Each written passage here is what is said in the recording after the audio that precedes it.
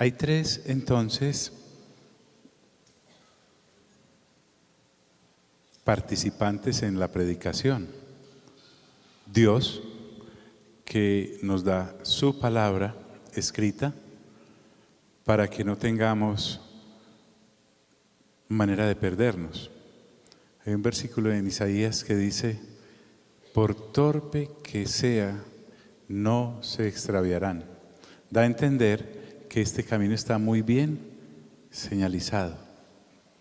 Dos, y solo por darle un orden, está el que predica. Debe ser una persona que, conforme a las Sagradas Escrituras, lo haga. Prácticamente lo único que tiene que hacer es leerla. Y tres, está el que escucha. El que escucha debe ser una persona que debe acompañar ese oír la palabra con la fe.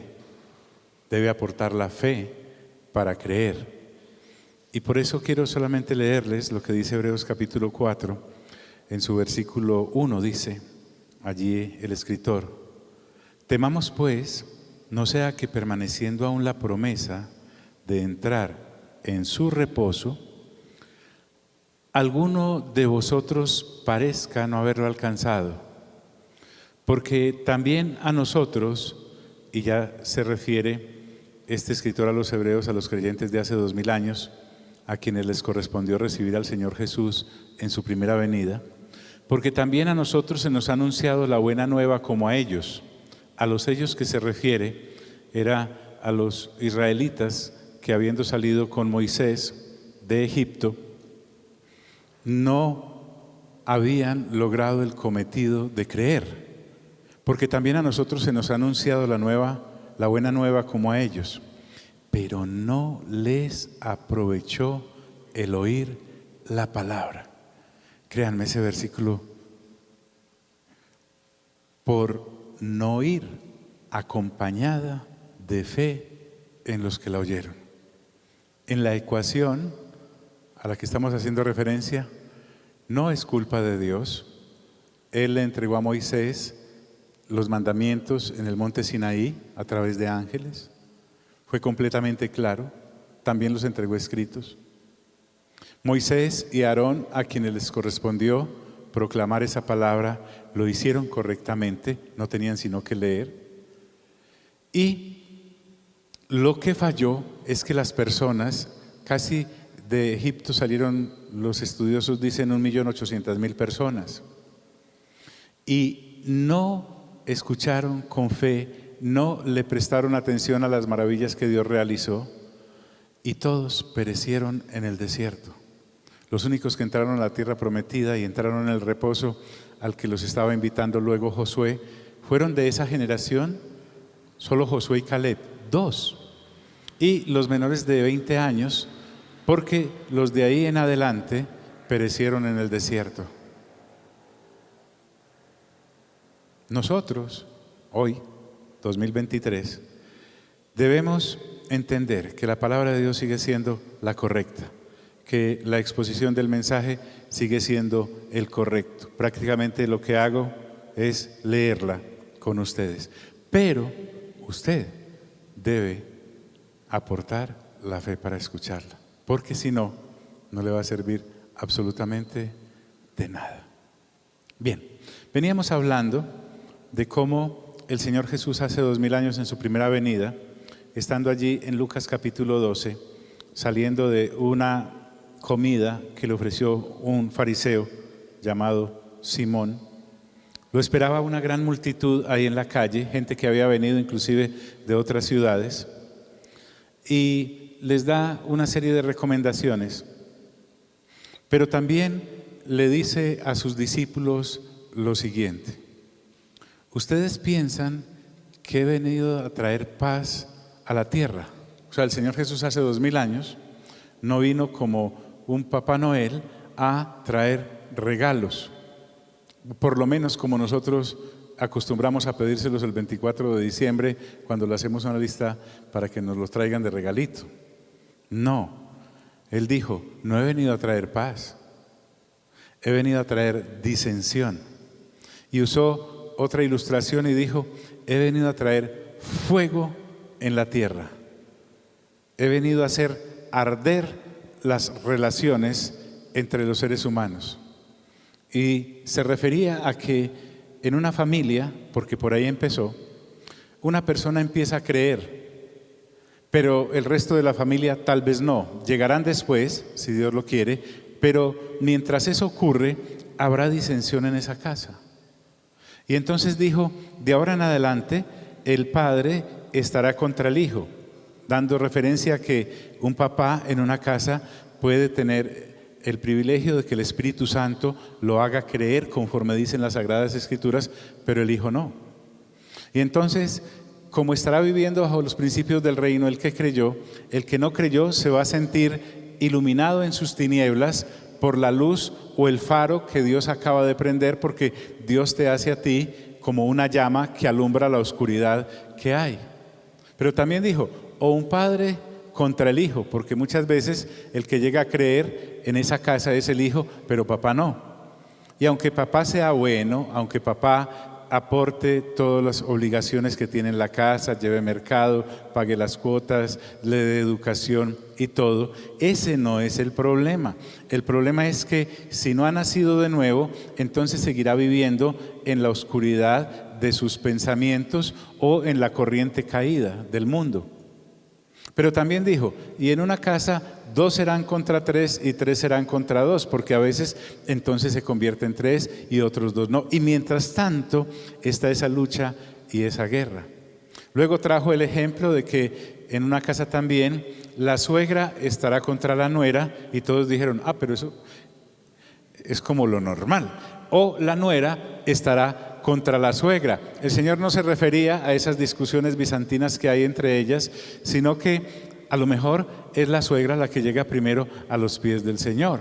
Y ella entonces en su relación con esa nuera, mientras la nuera no vea la luz, van a estar en disensión. Inclusive por cosas que no tendrían por qué traernos a problemas. O es al revés. Yo no recuerdo, hace por ahí 3 décadas, escuchaba a una señora cuyo hijo había estado en una cantidad de problemas y en las drogas y todo esto, mejor dicho. Y el hombre llega a Cristo. De la noche a la mañana su vida cambió. Pero como la mamá no había nacido de nuevo y pensaba que esto era religión, lanzaba una expresión tan descortés como esta. Y decía, lo prefería drogadicto que viéndolo ahora leer la Biblia y creer en ella. Imagínate a dónde llega la cosa. Se refiere a que no hay manera, es como el agua y el aceite, no hinchazan. Luego vimos algunos ejemplos de cómo es cuando el esposo llega a Cristo y la esposa no. O de cómo es cuando la esposa llega a Cristo y el esposo no. Aunque se amen en lo filial, en lo erótico, en lo hormonal y haya una inclinación de amor entre ellos, como el asunto acá es de vida eterna, habrá roces. Y entonces vimos cómo el esposo puede ser ejemplo para la esposa no creyente mientras el Espíritu Santo le permite llegar. Y vimos cómo la esposa creyente puede ser ejemplo para el esposo no creyente mientras el Espíritu Santo le permite llegar. Luego vimos qué ocurre con las vírgenes y los jóvenes y cómo debe ser su comportamiento.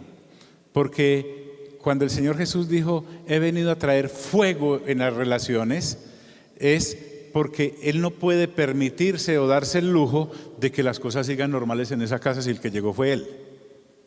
Es que aquí el que llegó fue Dios. Entonces el papá no estará compitiendo por el amor de su hijo, porque lo que Dios está exigiéndonos es un amor incomparable. Es una lealtad y una fidelidad que solo se le da a Dios. Y también observamos cómo las personas que llegan a la viudez, y entonces les dije a todas y a todos que todos aquí somos viudas o viudos en potencia. Sí, porque uno dice, no, todavía no, pero calificamos o no. Cuando menos piense, usted dejó a su esposita porque partió y ella es viuda, o usted parte y él es viudo. Entonces Pablo también da recomendaciones acerca de qué deben hacer las personas que están solteras, etc.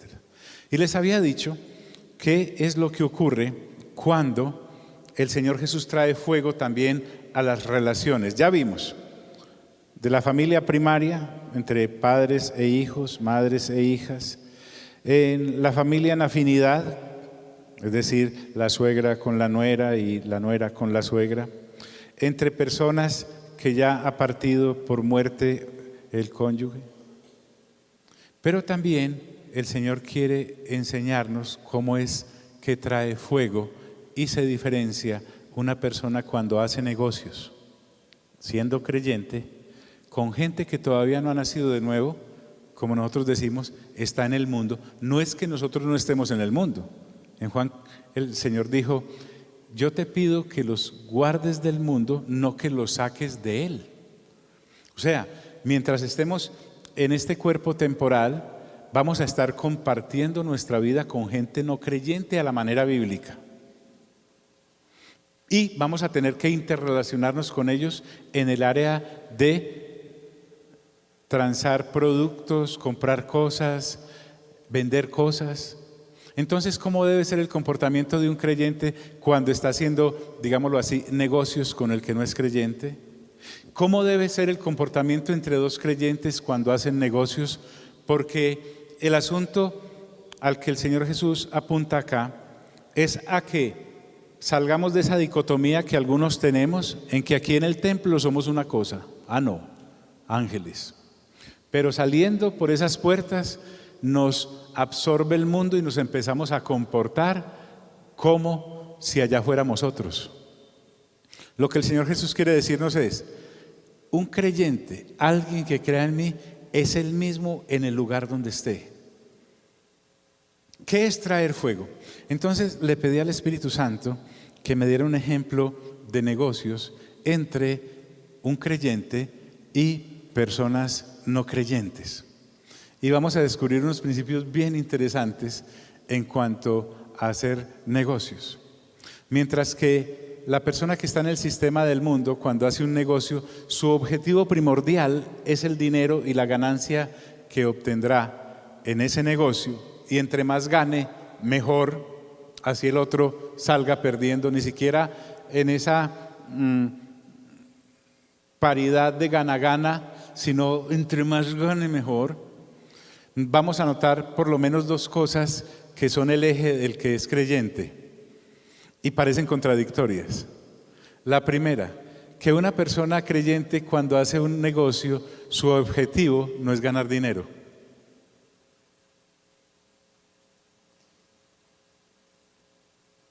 Sí, Johnny, entonces. Y segunda, o a la par, que cuando hace un negocio, su objetivo es honrar a Dios. Veámoslo en el ejemplo. Permítame trasladarme a Génesis capítulo 14. Búsquelo usted en su casa. Lo que ocurre allí es algo interesante. Recuerden que cuando Abraham sale de Ur de los Caldeos, Dios le ha dicho: deja tu tierra y tu parentela y ve al lugar que yo te diré. Cuando Abraham sale de allí, a propósito, Abraham era un negociante, pero de los buenos. Usted puede leer en Génesis capítulo 13 que Abraham, inclusive antes de llegar a Dios, o ya al principio, era un hombre rico, riquísimo. Y no estamos hablando espiritualmente, dice, en oro, en plata y en ganado.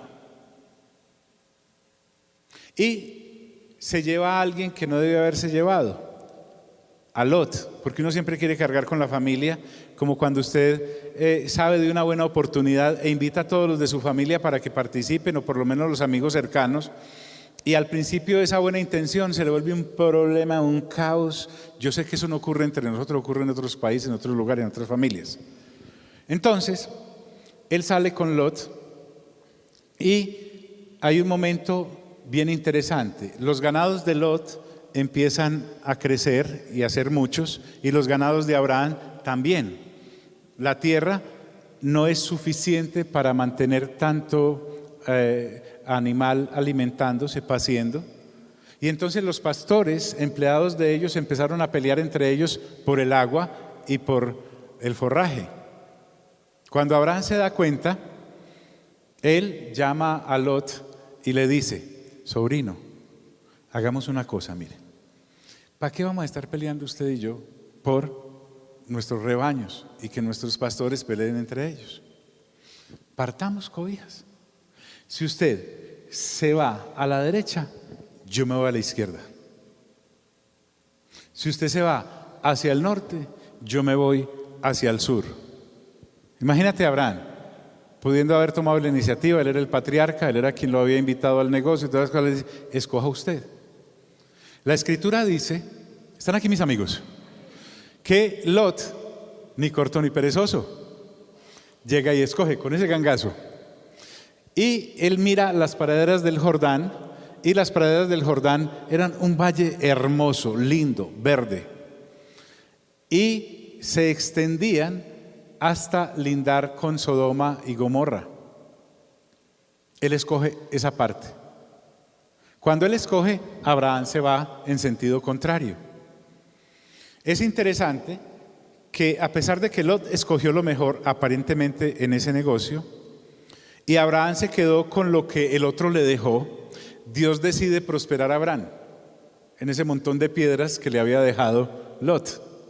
Las cosas pasaron, los días, pasaron los meses, pasó el tiempo, y la escritura me cuenta que Lot primero se instaló en las praderas del Valle del Jordán, y se fue acercando, y cuando usted menos piensa, Lot termina viviendo en Sodoma y Gomorra.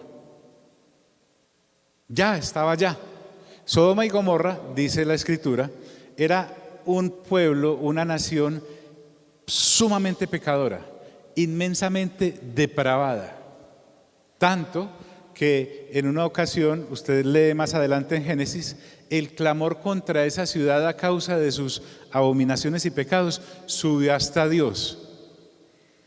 Entonces, antes de que eso ocurra, hubo una guerra entre el rey de Sodoma y el rey de Gomorra con otro rey y sus aliados. En esa guerra que hubo, Lot ya viviendo allá, resulta que el rey de Sodoma y el de Gomorra no alcanzaron a huir y fueron tomados presos juntamente con todos sus habitantes, los de la ciudad, y sus bienes y sus esposas y sus animales. Un hombre fue y le avisó a Abraham que el sobrinito había quedado en ese asunto. Entonces les dije todo esto solo para leer estos versículos. John, pero usted me dijo que me iba a hablar de negocios. Tantito. Dice: cuando Abraham, porque todavía no le habían puesto la H, cuando Abraham escuchó que su pariente había sido capturado, reunió a 318 hombres bien entrenados que habían nacido en su hogar, y se fue hasta Dan a perseguir al enemigo, a aquellos reyes que habían derrotado al rey de Sodoma y al rey de Gomorra y a otros tres reyes. Había sido una guerra de 4 reyes contra 5. Los 4 le ganaron a los 5, pero tomaron presos al rey de Sodoma y de Gomorra y su gente. Entonces alguien va y le avisa: vea, Lot, su sobrino, ahí. Por andar ahí con esa gente se lo llevaron también. Dice la escritura: por la noche, Abraham y sus siervos se desplegaron contra los enemigos y los derrotaron. Cuando Dios respalda a alguien, puede que no sea un hombre de guerra. Abraham no era un hombre de guerra, era más como ganadero y campesino y algo de minero. Pero esos 318 criados que tenía en su casa le ganaron a ese ejército enemigo y los derrotaron. No solamente los derrotaron, sino que dice la escritura: y los persiguieron hasta Obá, que queda al norte de Damasco. Los hicieron salir corriendo. Abraham, y aquí es donde empieza a aparecer la plática, recuperó todo lo que se habían llevado: las vacas, los toros, las ovejas, los dineros, las lingotes, todo lo que tuviera, y además a la gente. Entre ellos recuperó a Lot. Miren que este encuentro de Abraham con finanzas, cuando entró a él, su finalidad era liberar a Lot, y efectivamente lo libera. Pero Lot, de manera extraña, en vez de irse con Abraham o lejos de Sodoma y Gomorra, se quedó viviendo allí. Hay creyentes que no hacen caso a la una, ni a las dos, y a veces ni a las tres, y tienen que tener determinados tratos de parte de Dios para poder que Dios los enrute. De todas formas, Lot lo vamos a dejar de lado, aunque el apóstol Pedro en el Nuevo Testamento se refiere a él como el justo Lot, que afligía todos los días su alma viendo la inmundicia en la que vivían los de Sodoma y Gomorra. Pero dejémoslo ahí. Miremos la actitud de Abraham. Abraham recuperó todo lo que se habían llevado, liberó a Lot y lo que le habían quitado, y liberó también a las mujeres y a los demás cautivos, a todos los presos. Cuando Abraham regresó de derrotar a Kedorlaomer, que era el rey principal entre aquellos 4 reyes que habían derrotado a los 5 reyes en aquella guerra que se habían... Cuando Abraham regresó de derrotar a Kedorlaomer y a los otros reyes que estaban con él, el rey de Sodoma vino a encontrarse con él en el valle de Sabe, es decir, el valle del rey.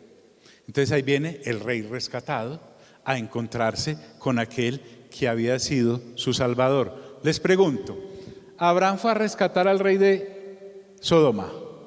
¿A quién fue a rescatar? Pero en el bulto también rescató a los otros. El rey como rey viene inclusive agradecido, porque es que hasta un rey malicioso como ese, de una nación como esa, pues tiene ciertos ánimos de gratitud. Pero antes de seguir, en el versículo 18 aparece algo interesante. Miren lo que dice acá. Melquisedec, diga conmigo, Melquisedec. Si usted quiere saber harto de Melquisedec, léase el libro de Hebreos. Melquisedec es un sacerdote de siglos apareció de donde usted menos piense. En Hebreos se nos dice que no se sabe su genealogía de papá o de mamá, pero sin embargo era un sacerdote, además era un rey de Salem, y este sacerdote viene y se encuentra antes que el rey de Sodoma con Abraham. Y miren lo que ocurre tan bonito. Ese sacerdote, que además es rey de Salem, trajo vino y pan. Obviamente comió con Abraham.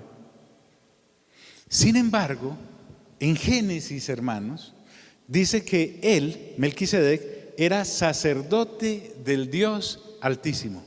Dios tenía su representante antes de que existiera Aarón, antes de que hubiese ley, antes de que hubiese una religión organizada como la de los judíos. En ese encuentro con ese sacerdote del Dios Altísimo, porque está hablando de nuestro Padre Celestial, dice que ese sacerdote bendice a Abraham. Y miren las palabras con las que ese sacerdote a Abraham bendice.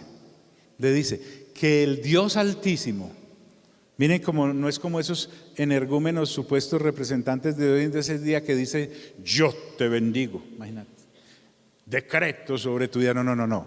Miren qué decencia. Que el Dios Altísimo, o sea, el Dios que es, te bendiga. Y se lo especifica bien. Ese Dios es el creador del cielo y de la tierra, o sea, nuestro mismo Dios. Por eso te digo, vas a ver la riqueza que enseguida va a aparecer. Abraham, su objetivo al entrar en esa relación con esta gente era Lot, no era ganar plata. Y a pesar de que se le presenta una oportunidad enorme de incrementar su patrimonio, de que por sí ya era bueno y grande, él tenía unos parámetros en cuanto a percibir o dar dinero se refería. Estando en esa situación, habiéndose comido el pan, habiéndose tomado el vino, habiendo recibido semejante bendición, dice la Escritura que el sacerdote continúa diciéndole: y bendito sea el Dios Altísimo, diga conmigo, el Dios Altísimo, quien entregó en tu poder a tus enemigos. Este gran negociante llamado Abraham, además conocido como el padre de la fe, en sus relaciones siempre buscaba honrar a Dios. Él no decía, no, es que yo fui muy guapo, salí con 318. Los había entrenado muy bien, los habían mandado a un curso de Kung Fu allá en el gimnasio y por eso es que ganamos. Es que yo, ¿Te das cuenta de la diferencia? Este hombre o esta mujer que es de Dios y adora a Dios y sirve a Dios y honra a Dios, honra siempre a Dios dándole la gloria. Nunca un creyente o una creyente, cuando tienen un buen negocio o realizan una buena gestión a nivel financiero, dicen: no, es que es mi curso, por algo fui yo a la universidad, ese curso que hice para poder manejar las cifras. No. Es que se me ocurrió, es la vena de comerciante que yo tengo, es que los paisas reventamos en cualquier lado, es que los de determinada región, es que además mi papá. No, Dios, dice la Escritura en Deuteronomio, es el que te da el poder para hacer las riquezas. Impresionante. Fíjese y verá. Tan estaban acostumbrados a llevarse la gloria los hombres que no conocían de Dios, que vamos a ver enseguida lo que Dios le dice a el rey de Sodoma a través de Abraham. Y bendito sea el Dios Altísimo, quien entregó en tu poder a tus enemigos. Disculpen, quiero saber si están acá. ¿Quién está diciendo estas palabras? Melquisedec. Se las está diciendo a Abraham. Abraham es el padre de la fe. Abraham no solamente reconoce que hay un Dios Altísimo, sino que también reconoce que hay gente que es más grande que él. Porque recuerden lo que dice la Escritura, que el mayor siempre es el que bendice al menor. Si Melquisedec está bendiciendo a Abraham y Abraham, aunque es grande, está recibiendo la bendición, ¿quién es el mayor? Melquisedec. Abraham no dice: no, es que fuera de mí no hay nadie. De hecho, Abraham no habla de él. Abraham, en compensación o en honra, en fin, mire lo que hay en el corazón de Abraham. Abraham le dio a Melquisedec la 10ª parte de lo que había conseguido. ¿Dónde? En la batalla. Abraham no es ese tipo de comerciante que llega y hace cuentas. Bueno, tanto entró, tanto salió, paguemos todos los gastos, los insumos, los transportes, Ve, no alcanzo nada para Dios. ¿Qué es lo primero que hace? Sí, tranquilos que no va a pedir ninguna ofrenda, ni me interesa. Pero que quiero que ustedes que mire cómo se distingue un hombre o una mujer que con Dios está cuando hace negocios con personas que no son creyentes. Vamos a ver de dónde salió esta plática.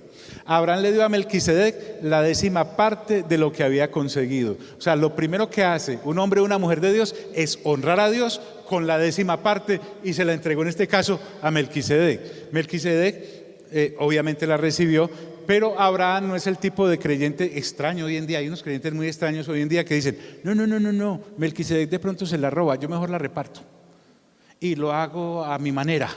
Y entonces coge eso y hace una cantidad. No, él no hace eso, él honra a Dios. Quiero decirte que esta 10ª parte Abraham la está dando 430 años antes de que la ley existiera de diezmar. O sea, Abraham no hizo esto porque en algún libro decía: del el 10. Él es el que inicia esa costumbre. Entonces, primero, el objetivo de Abraham cuando hacía negocios no era ganar plata. Pero cuando la ganaba, lo primero que hacía era honrar a Dios. Reconocía que Dios era el que lo había prosperado, no sus 318 hombres, no él en su arrojo y valentía por rescatar a Lot. Dejemos ahí a Melqui con Abraham. En el siguiente versículo aparece el rescatado. Diga conmigo: el rescatado. El rey de Sodoma. Le dice a Abraham: ¿sabe qué, Abraham? Estoy tan agradecido con usted. Deme la gente que se llevó el enemigo, porque entonces se quedaba sin pueblo. Y quédese usted con todas las posesiones. ¿A quién no se le abre esa agalla? Sí, si apetito voraz. Sí, claro. Entonces Abraham se queda mirando al rey de Sodoma y le dice: yo he jurado al Señor Dios Altísimo, quien creó el cielo y la tierra, porque los reyes son muy energúmenos. De un momento a otro se creen dioses. Cuando el poder llega y el dinero llega a la vida de una persona, no es que los dañe, es que el poder y el dinero sacan a flote lo dañados que son. Antes, por falta de reconocimiento de recursos, pues era una caranga sin resucitar. Ahora con poder y con recursos ya es una caranga resucitada y se le olvida pues que tomaba en una taza rota por el huequito. Entonces Abraham se le para a este hombre y dice: yo he jurado al Señor Dios Altísimo, quien creó el cielo y la tierra, que no tomaré ni un hilo del cordón de una sandalia tuya, para que no puedas decir: he hecho rico a Abraham. Yo creo que el rey de Sodoma quedó plop. ¿Por qué? Porque ciertamente el rey de Sodoma, después cuando hubiese pasar los camellos de Abraham, con las cabras de Abraham, con las ovejas de Abraham, con los camiones de la Brinks transportando el oro de Abraham, la plata de Abraham, iba a decir: no es que yo le pegué el empujoncito, yo fui el que lo saqué adelante. Abraham sabe de quién es y a quién sirve, para que no puedas decir: he hecho rico a Abraham. Pero eso sí, mi hermano y mi hermana, la fe es de uno y es para uno y es con uno. Miren qué transparencia la de este hombre. Abraham había ido solo a rescatar a Lot. Se había llevado 318 grados de él, pero también se había llevado 3 vecinos que no eran creyentes a propósito. Al lado de todos los creyentes hay una serie de gente que no es creyente, pero ve que como que les va bien, como que ellos son más, entre comillas, ¿cómo es? Usted cómo es de positivo, qué energía la suya, ¿cierto? Y como nos va de bien cuando nos metemos con usted. Siempre hay por ahí 3 o 4 o 5 o 20, no sé. Pero Abraham llega y dice: solo tomaré a los hombres con quienes vine, los 318 de él, y lo que ellos ya se comieron, pues por cómo les devolvía toda esa, la mazamorra y todo eso que habían comido en el campamento. O sea, lo que te quiero decir es que la fe, cuando el fuego financiero de Dios cae sobre ti, tú te diferencias de los demás, seas comerciante pequeño o grande, ama de casa, o tengas una gran distribuidora. Te hace alumbrar a ti entre los demás, pero también sabes diferenciar entre el que no es creyente o el creyente que apenas está empezando o el creyente que no madura y entonces actúa igual que los no creyentes. Es una cosa aquí y otra cosa allá cuando está negociando. Solo tomaré a los hombres con quienes vine y lo que ellos ya se comieron. Ojo con esto. En cuanto a Aner, los 3 vecinos, Escol y Manred, que tomen su parte. Es decir, yo soy un creyente y hago negocios con no creyentes, con la parte de ellos, hagan lo que les dé su divina voluntad. Con la mía, 1, reconozco que Dios fue el que me dio la sabiduría para hacer las riquezas. 2, honro a Dios con lo primero, no con lo último o si le queda. Y respeto a los que no son creyentes, porque esto no se trata de meterle la fe a la brava al que no ha nacido de nuevo, porque eso no entra así. Quiero saber si me hice entender en ese ejemplo. Usted aplíquelo a su vida, que no le deben faltar casos. Vamos al Nuevo Testamento. ¿Cómo son los negocios que deben hacerse entre creyentes? Si le queda alguna duda de esto, me invita a un tintico. En 1 Corintios capítulo 6, resulta que en la congregación de Corinto, algunos hermanos habían hecho negocios entre ellos. Y me va a creer que esos negocios resultaron mal. Y entonces el apóstol, en medio de todas las cosas que tenía para decirles a nivel doctrinal, tuvo que parar en esta cosa específica de las finanzas, porque recuerden que doctrina es lo que se enseña acerca de un tema. De las finanzas también se habla mucho en las Sagradas Escrituras, pero en Corinto la cosa se les había vuelto un poco difícil. Y miren lo que había pasado. No sé quién tumbó a quién ni en qué, pero plata había de por medio. Ni si había sido intencional o no, pero la cosa ocurrió. ¿Osa alguno de vosotros, cuando tiene algo contra otro, ir a juicio delante de los injustos y no delante de los santos?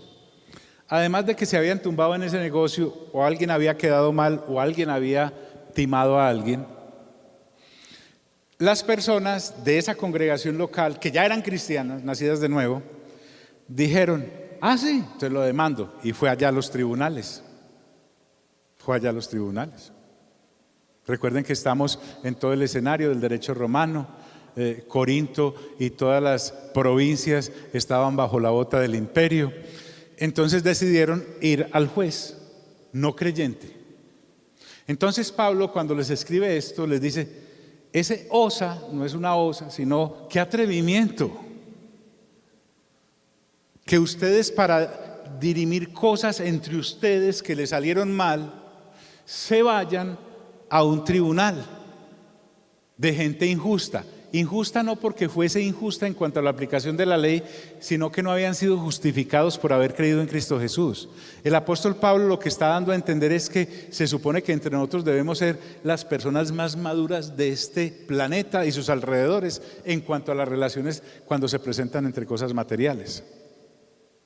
Cuando alguien se me arrima y me dice: ve, ¿qué te parece si hago un negocio con fulano sutano de la congregación, alguna cosa? Yo escucho con mucha atención, le doy gracias a Dios porque puedan ir bien, pero les advierto esto: me parece correcto, no hay ningún problema, no es nada ilegal, ¿cierto? No van a venir por aquí después, no. Bueno, entonces, ¿qué es lo principal? ¿Lo eterno o lo temporal?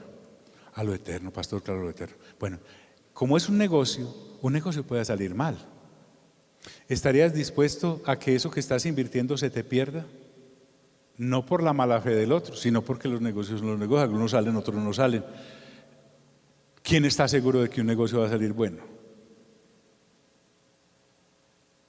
¿Y usted está dispuesto, dispuesta a responderle a esta persona hasta donde pueda por lo que invirtió? Porque después hacen los negocios por allá, para que el pastor no se dé cuenta por lo que acabamos de leer de Melquisedec, porque le toca el 10, ¿cierto? Entonces mejor que no. Pero cuando les cae mal, ahí sí la plata es de todos. ¿Me estoy haciendo entender, amigos? Nosotros, cuando vamos a hacer las cosas, debemos hacerlas transparentes, entendiendo que se puede ganar o se puede perder. Pero en Corinto, esto no ocurrió acá, en Corinto, no. Habían hecho el negocio, habían quedado mal y ya estaban en los tribunales. Y Pablo les dice: ¿o no sabéis que los santos, recuerde que santo no es ese proceso de aureola que le dan a uno en algunas religiones después de muerto y entonces te elevan a la categoría de santo? No, santo significa apartado para. Se está refiriendo a los que han nacido de nuevo y están renovando entendimiento. Por lo tanto, tú eres una santa, tú eres un santo. Aquí estamos los santos, los que hemos nacido de nuevo. Entonces dice: ¿o no sabéis que los santos, y aplicándolo a un asunto de la vida temporal, miren lo que dice, han de juzgar al mundo? Y dice: y si el mundo ha de ser juzgado por vosotros, sois indignos de juzgar cosas muy ¿qué? Algo sobre un simple negocio. ¿Cómo es que se fueron allá? No es tapando, sino que lo que Pablo está diciendo es: qué pena que nosotros, que somos la iglesia del Señor, que se supone que somos el más alto grado de termómetro moral, vamos a ir allá a un Señor a decir que si nos juzga, pudiendo juzgar entre nosotros mismos. Y avanza y dice: ¿o no sabéis que hemos de juzgar a los ángeles? Ya se meten las cosas eternas. Recuerden que Hebreos capítulo 2 versículo 5 habla acerca del mundo venidero, donde el jefe será el Señor Jesús. Y entonces también nos está hablando de que posiblemente en ese mundo venidero, después de resucitados, cualquiera de nosotros, por haber nacido de nuevo con mente renovada, estar inscrito en el libro de la vida, en ese nuevo orden de cosas. Tal vez nosotros seamos los que digamos a un ángel: vea, a propósito, ángel significa mensajero, vaya a tal vuelta, vaya a tal otra, vaya a tal otra. O tal vez se refiere también a que nosotros, que sí creímos en el Señor Jesús y nacimos de nuevo gracias a la gestión del Espíritu Santo, estaremos dándole ejemplo a los ángeles que se rebelaron y que no tienen derecho al arrepentimiento, como dice el libro de Hebreos, de cómo es obedecerle a Dios, ya que ellos no le obedecieron. Entonces dice, ¿o no sabéis que hemos de juzgar a los ángeles? Y dice, ¿cuánto más las cosas de esta vida? ¡Qué transparencia! Sí, pues, tenéis juicios sobre cosas de esta vida, ponéis a juzgar a los que son de menor estima en la iglesia. Una persona que no ha nacido de nuevo es una persona, ojo pues, no estamos quitándole la dignidad, pero como no ha nacido de nuevo, la escritura para esta persona es un libro más, inclusive debajo de todos los demás libros.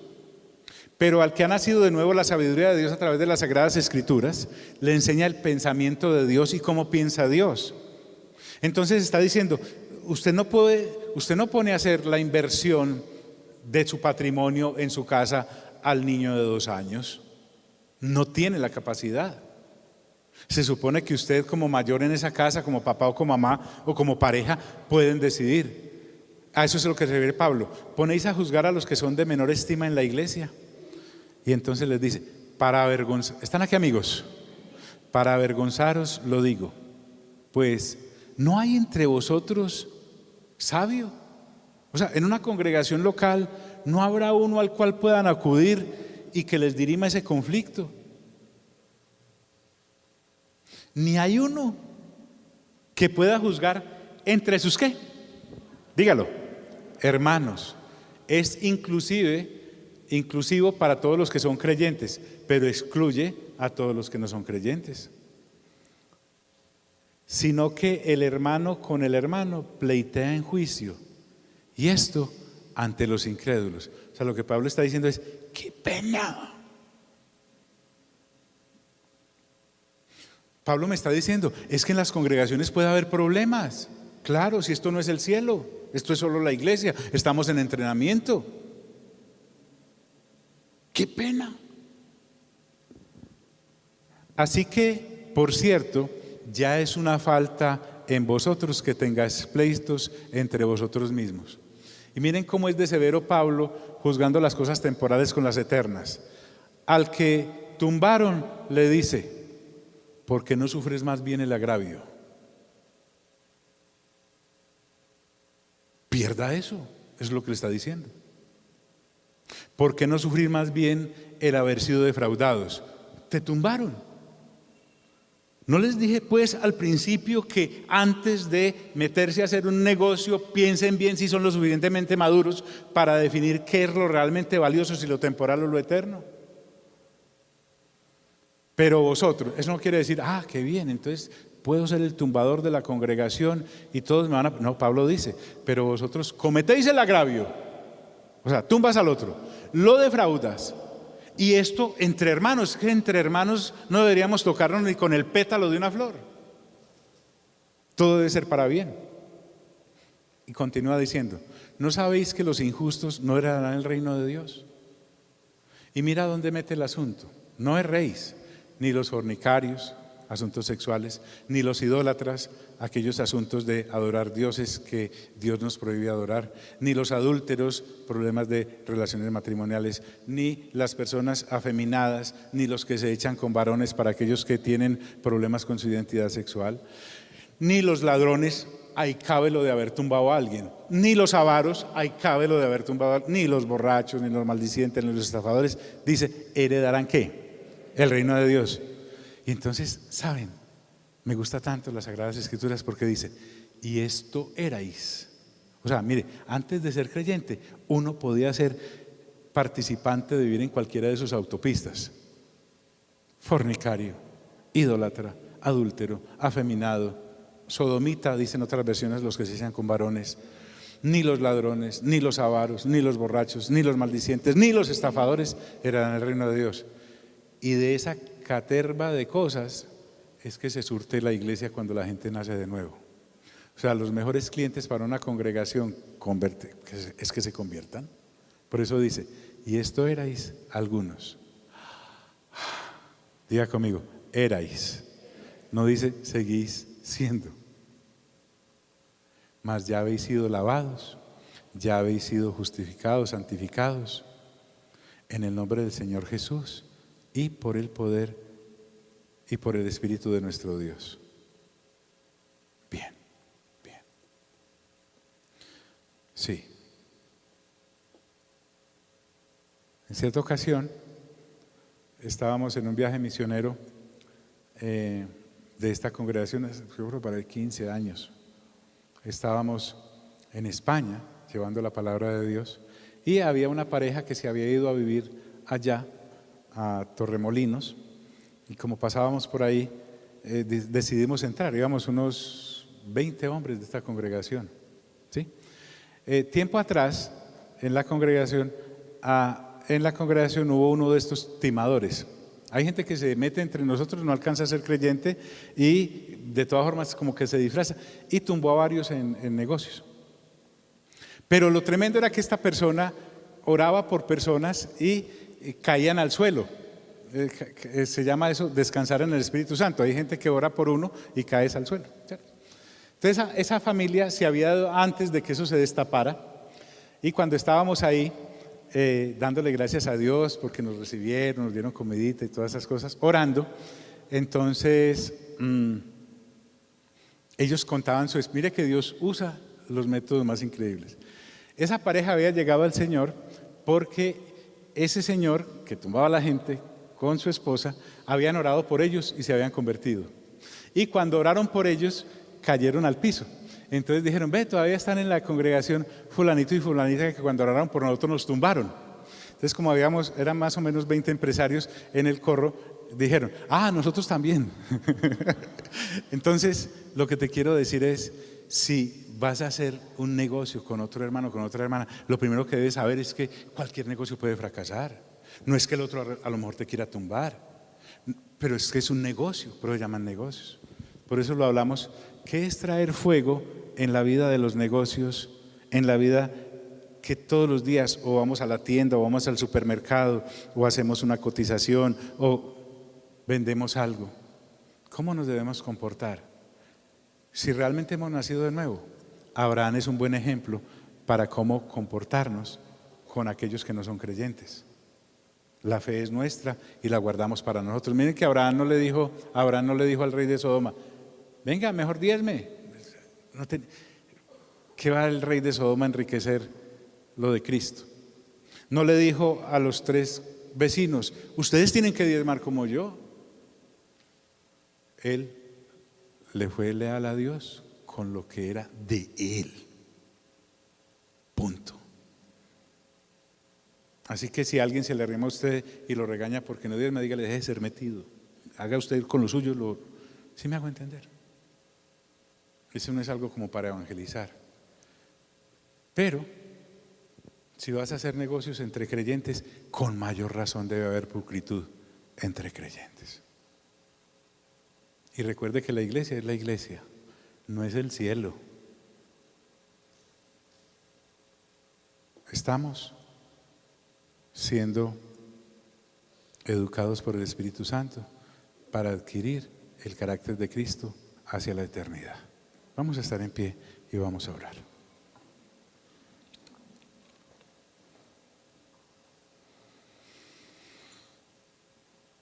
Amado Padre Celestial, gracias por tu palabra que es viva y eficaz y más cortante que toda espada de doble filo. Guiados por ti, hemos casi que concluido este capítulo 12. No es que estemos de afán, pero ya casi lo concluimos. Y tú nos has enseñado, Señor Jesús, que cuando tú llegas a la vida de un hogar, no es para que queden junticos como hermanos y prósperos para siempre. Lo primero que vienes a definir es su eternidad. Y para ir a la eternidad contigo tenemos que arrepentirnos de nuestros pecados para nacer de nuevo. Y luego renovar el entendimiento con tus sagradas escrituras para entender hacia dónde vamos.